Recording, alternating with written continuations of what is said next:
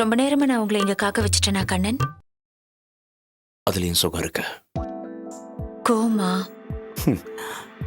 உண்மையிலையா? அப்படின்னா என்ன உங்களுக்கு பிடிச்சிருக்கா? எல்லாருக்கும் பிடிக்கும். எல்லாருக்கும்னா? அது ராதா, உன்னோட இளமை அழகு உன்னை பார்க்குற எல்லாருக்குமே ரொம்ப பிடிக்கும். எனக்கும் தான். நான் இன்னும் கல்யாணமே பண்ணிக்கல. என் லட்சியத்தையும் நான் அடையல. எல்லார மாதிரி நீயே என் உடம்ப தான் பார்க்க வந்தியா? இல்ல ராதா, உன்கிட்ட மனம் விட்டு பேசணும். மனசுன்னு ஒண்ணு எனக்கு இருக்குன்னு உனக்கு தெரியுதா? சொல்லு. ஏன் தெரியாது? அப்புறம் ஏன் நீங்க விட்டு வச்சிருக்க? சீக்கிரமா என்ன இந்த இடத்துல இருந்து கூட்டிட்டு போலாம்ல? அதுக்கு நேரம் வரணும் ராதா.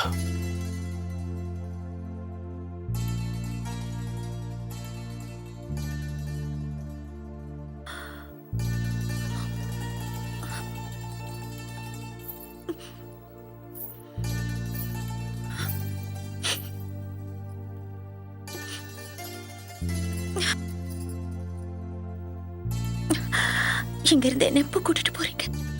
கூடிய சீக்கிரமே உன்னை கூட்டிட்டு போறேன்.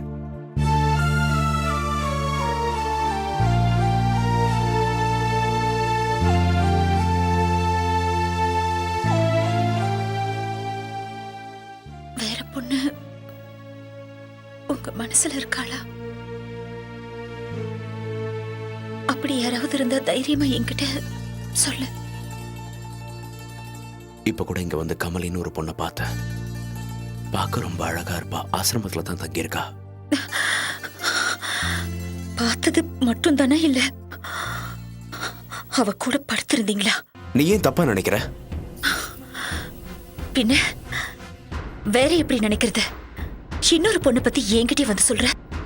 எல்லார்கிட்டையும் உடம்ப கொடுத்தனா உன்கிட்ட என் மனசை கொடுத்தனே, அதை உன்னால புரிஞ்சுக்க முடியல? நான் உன் கூட மனசார வாழ்ந்துட்டு இருக்கிறேன். ஒருவேளை அது உனக்கு பிடிக்கலன்னா சொல்லிடு.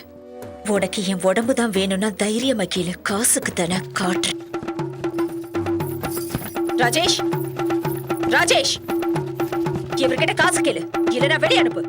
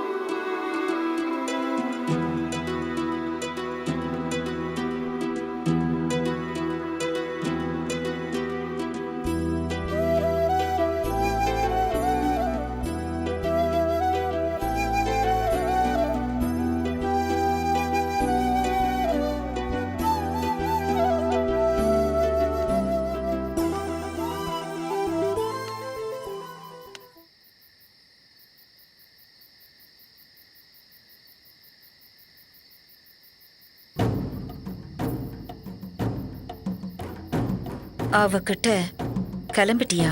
நான் தேடி வந்த ராதா இங்க இல்ல. தப்பு பண்ணிட்டேன். பணத்தை கொடுத்து உன்னை விலைக்கு வாங்கறதுக்காக நான் இங்க வரல. உன்னோட தொழிலை நீ பாரு. இனிமே எந்த விதத்திலையும் உனக்கு இடைஞ்சலா இருக்க நான் விரும்பல ராதா.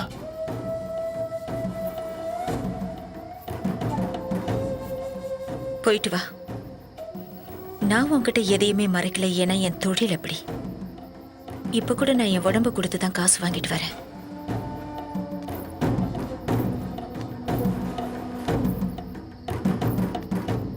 உடம்ப வித்து காசு சம்பாதிக்கிறவங்க கிட்ட கற்பை பத்தி பேசினது என்னோட தப்புதான்.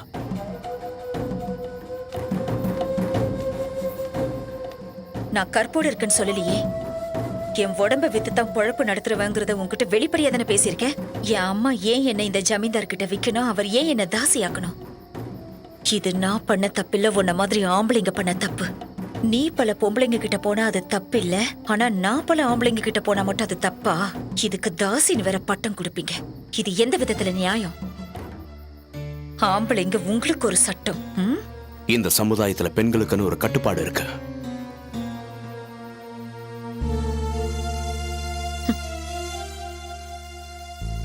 உங்களுக்கு என் சுகம் மட்டும் வேணும். ஆனா என்ன சொந்தமாக்கிக்க மாட்டீங்க. அப்படிப்பட்ட ஆம்பளை நான் இல்ல ராதா. உன் அனுபவம் நீ ரொம்ப நல்லாவே பேசுற. நான் போயிட்டு வரேன்.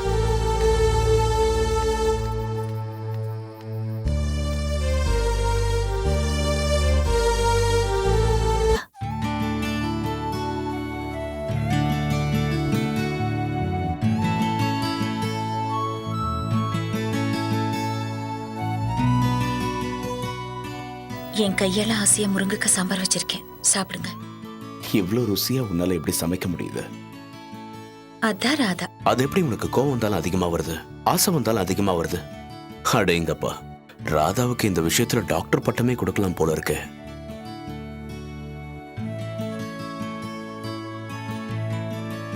நான் சொல்ல வர்றதெல்லாம் நீங்களே சொல்லிட்டு இருக்கீங்க. தப்புதான், மன்னிச்சிட.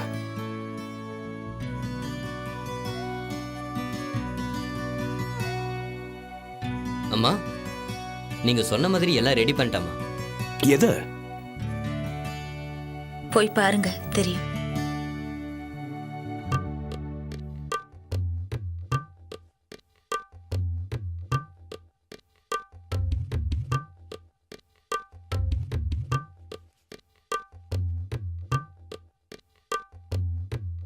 போய் பாருங்க, தெரியும். இப்ப புரியுதா எதுக்குன்னு? சுகம் 5 நிமிஷம் வரைக்கும் தான். அதுக்கப்புறம் எதுவுமே இல்லைன்னு புரியுதா உனக்கு? அதுக்கு முன்னாடி நாம எவ்வளவு சந்தோஷமா இருக்க முடியுமோ அவ்வளவு சந்தோஷமா இருக்கலாம். இதுக்காகவே உன் கூட சேர்ந்து வாழ ஆசைப்படுறேன். இந்திரலோகத்துல இருக்க இளவரசியை தேடி வந்த இளவரசனா. இப்படிதான் சொல்லுவீங்க, ஆனா முடிஞ்சதுக்கு அப்புறம் திரும்பி கூட பார்க்க மாட்டீங்க. உன்னோட அனுபவத்தை என்கிட்ட சொல்லாத. அதுக்காக நான் வரல. உன்கிட்ட பேசிட்டு இருந்தாலே போதும் எனக்கு. உன்னை என்னோட வாழ்க்கை துணையாவே பார்க்கிறேன். ஒரு கணவன் தன் மனைவி கிட்ட எப்படிலாம் நடந்துக்கணும்னு ஆசைப்படுவானோ அப்படிலாம் இருக்கணும்னு ஆசைப்படுறேன். காசே கொடுக்காம என்னமோ அடிமையாக்கிட்டேன். ராதா, ராதா,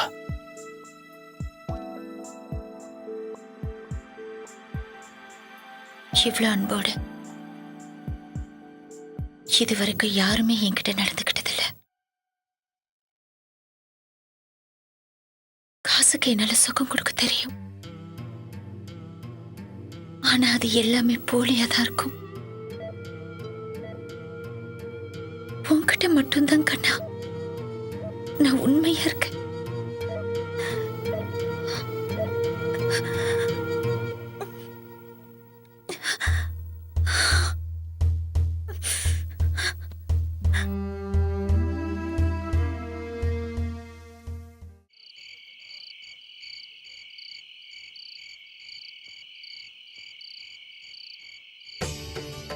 இவ்வளவு நேரம் ஆகியும் இன்னும் நீங்க தூங்கலையா? இந்தாங்க சாப்பாடு. தூக்கமா எப்படி வரும்?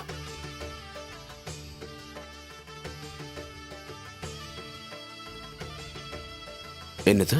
உங்களுக்கு பிடிக்குதா பாருங்க. இதான் எங்க ஆசிரமத்து விசேஷ சாப்பாடு.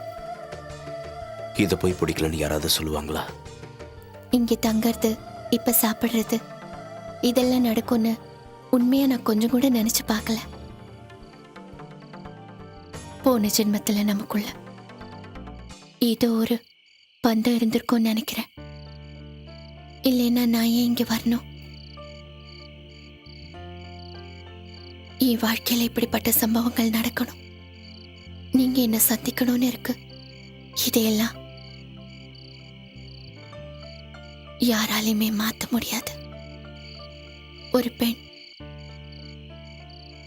இளமையில தனிமையில வாழ்றது எவ்வளவு கொடுமை. வாழ்க்கையே நரகமாயிடும்.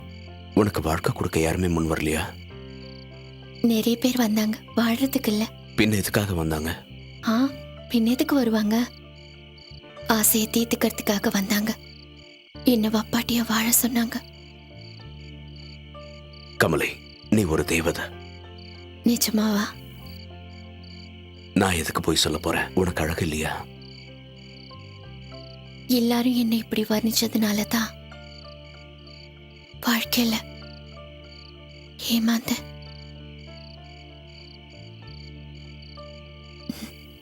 நீங்க இப்படி சொன்னதை கேட்டு எனக்கு சந்தோஷமா இருக்கு.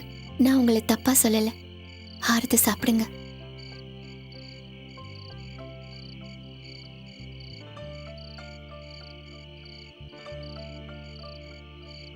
நான் உண்மையை சொல்லட்டுமா?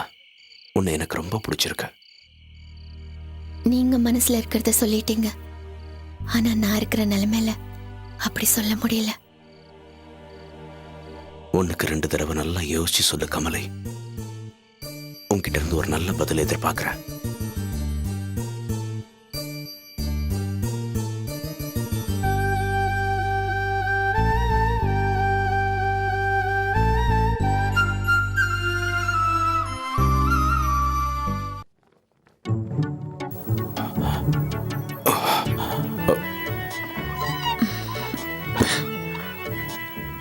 நல்ல கனவு.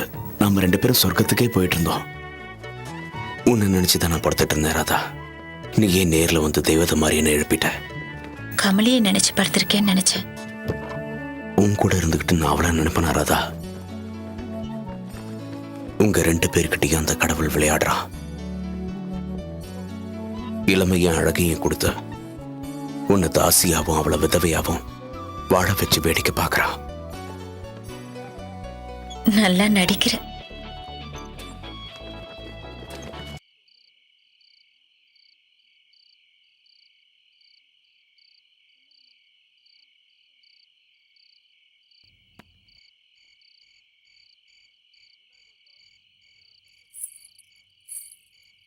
மணி 10 போகுது.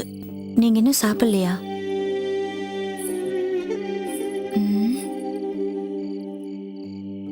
என்ன எழுதிட்டு இருக்கீங்க? அது உனக்கு தேவையில்லாத விஷயம். நீ போய் உன் வேலையை பாடுறதா. அப்படி என்ன எழுதிட்டு இருக்கீங்க? நான் படிக்க கூடாதா?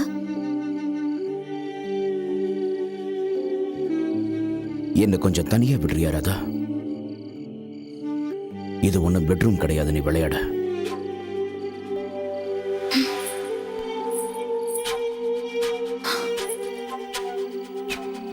அப்படின்னா தனியா படு.